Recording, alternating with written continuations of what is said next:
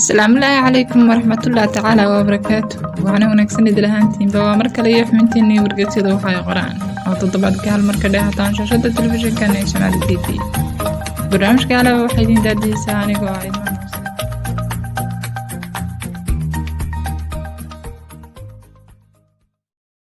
Shirkadda Facebook ayaa qorsheynaysa inay beddesho magaceeda toddobaadyada soo socda kadib fadeexado badan oo dul hogganaya shirkadda. Waxaa qortay jaridda Daily Mail ee kasoo baxda cariga Ingiriiska.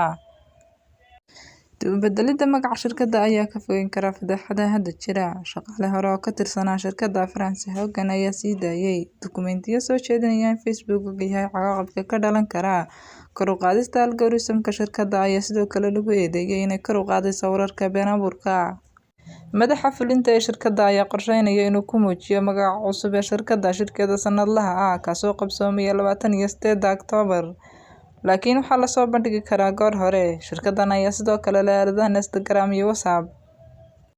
xubinteena labaad iyo barnaamijkeena wargeysyada waxay qoraan. boqortooyada Ingiriiska, Mareykanka iyo Midowga Yurub waxay bilaabayaan wareeg diblomaasiyadeed oo ciriiri ah isku dagii ugu dambeeyay oo ay ku doonayaan inay dalal muhiim ah kula galaan heshiis ku saabsan qiiqa gaasta ka hor shirka cimilada adduunka ee COP26.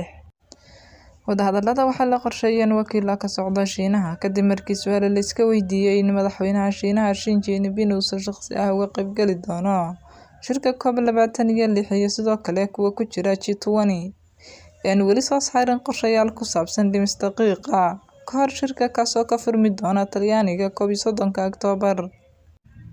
gudoomiye ku-xigeenka Komishanka Midowga Yurub ayaa u socdaalaya Hindiya, Indonesia iyo dalalka kale ku jira G20 dhamaadka toddobaadkan. Hindiya ayaa dalka saddexaad ee ugu weyn ee soo saara gaaska cagaaran marka laga reebo Shiinaha, Mareykanka iyo Indonesia oo aad ugu tiirsan dhuxusha.